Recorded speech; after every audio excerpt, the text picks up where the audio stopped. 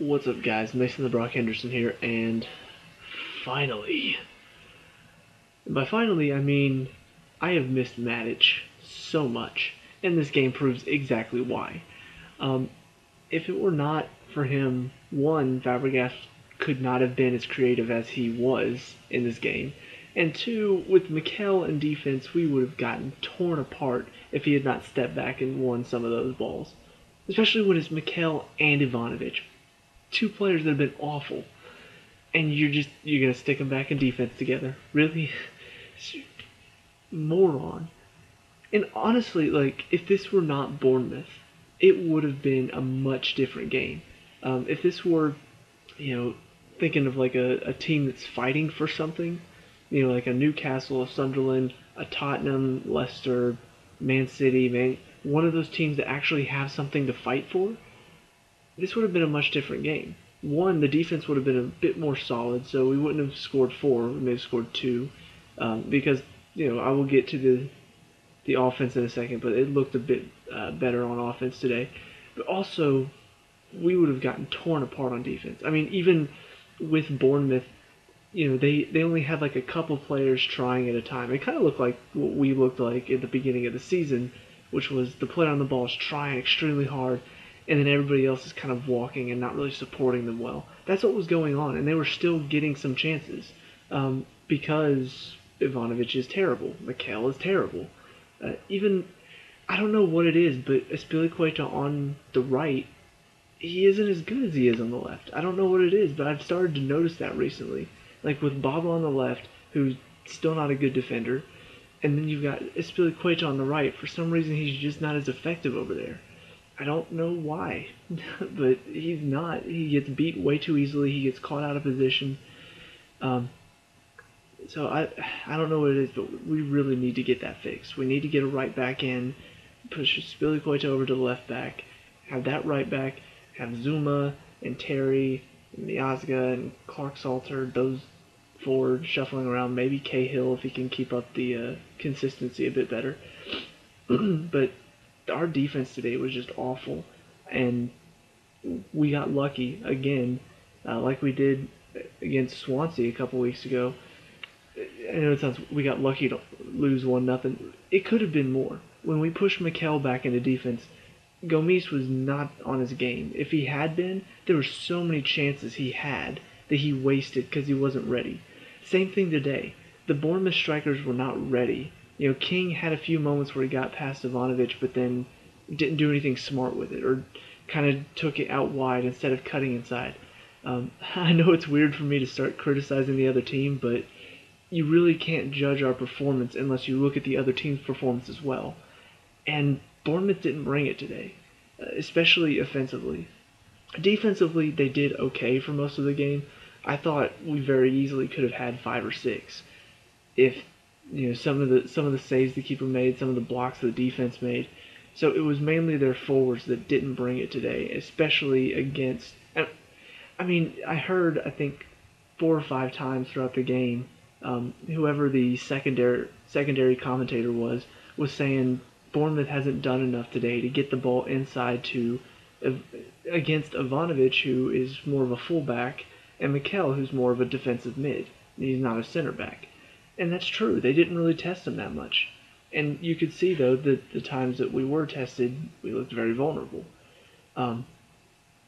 But despite that, I think, aside from the back four, Hiddink got it right today. He's got Fabregas and Matic finally. He's only had Matic and Fabregas in together for, I think this is the 3rd game since he's taken over. The first one was against Watford. Okay, I take that back. He's only played them together for the full 90 minutes for 3 games. There have been a couple where he started them and we started off looking well, and then he brought in Mikel for either Matic or Oscar and moved Fabregas up and had Matic and Mikel. But the 3 games that we've had Matic and Fabregas in the midfield for the full 90 minutes, first game that he took over, he did it, and it was against Watford, who were playing well, and we tied 2-2. It was at Watford. Not a bad result, especially considering you looked at how we were that's not a bad result. That's kind of our, okay, we tied away from home against a Watford team that looks strong. That's not bad. And then he stopped doing that. He started putting Mikel in, Mikel Matic, Mikel Fabregas, all that. Then, against Newcastle a couple months ago, Matic and Fabregas. We crushed them 5-1. No Mikel at all.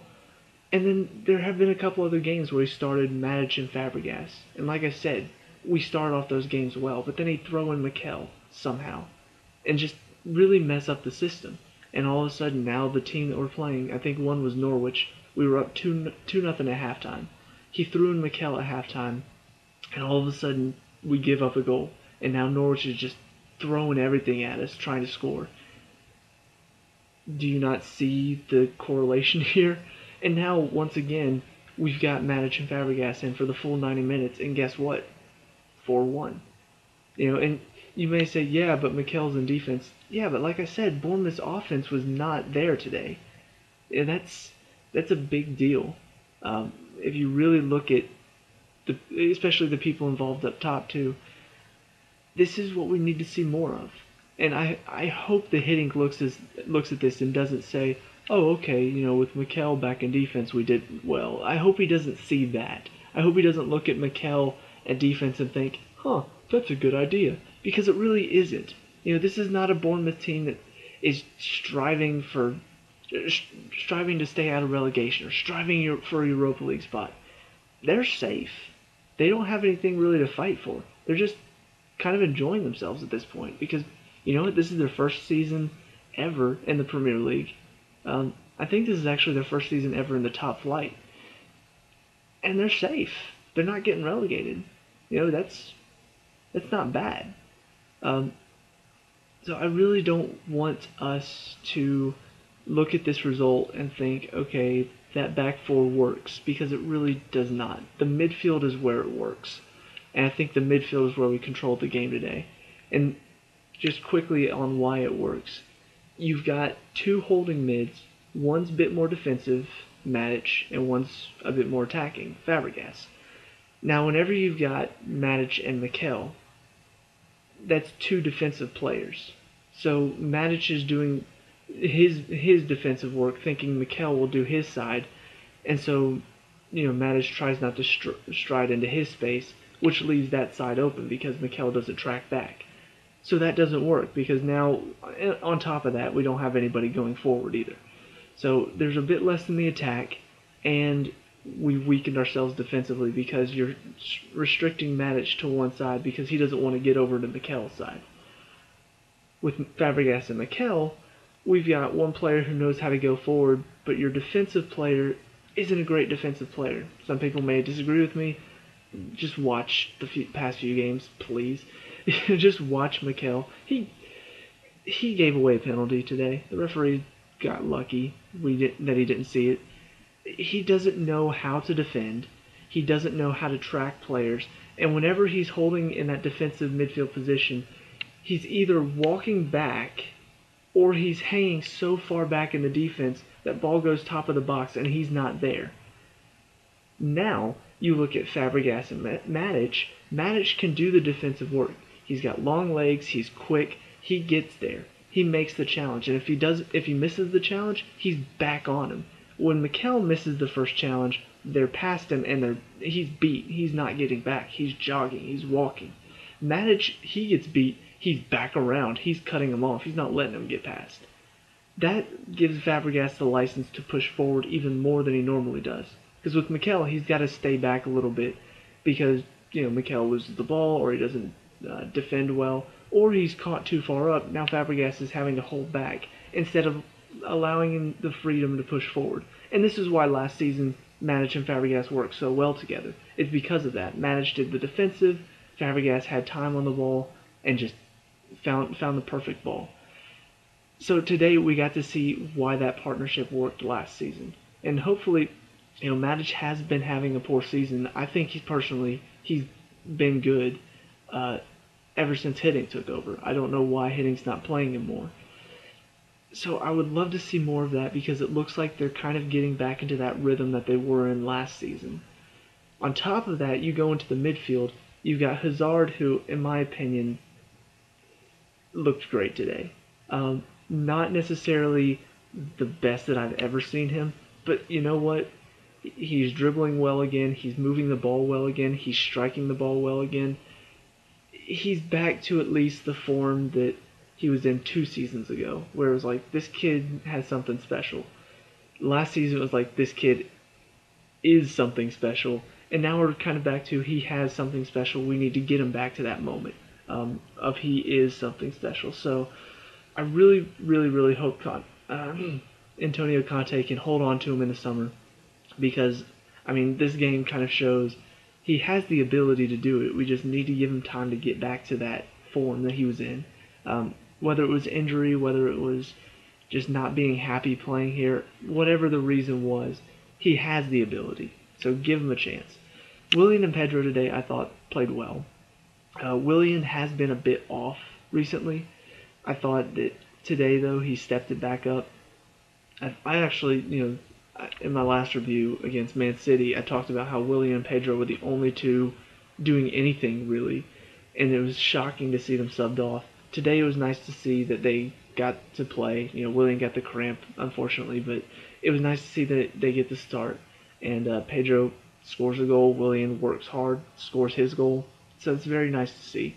And then Costa up top didn't get a goal, but I thought moved better than Pato and Falcao and Remy have been doing when they've been up there, which is what you need. You need a striker that's going to work, and he did the work today and caused Bournemouth's defense a lot of problems. Even if he's not necessarily having shots, he's putting himself in a position that Bournemouth's defense has to worry about him. They can't just let him go. They can't let him roam around, because if they do, now he's got the ball in space. Now he can pick a pass. Now he can pick a cross. Now he can have a shot. So it's nice to see that we finally have a striker again that knows what he's doing. And, with him out, we got to see a bit of Pato and Falcao.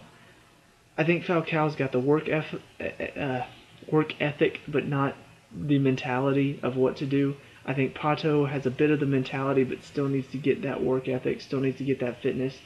I think Traore is probably the closest that we have to somebody who knows where to be and also has the work ethic to get it done.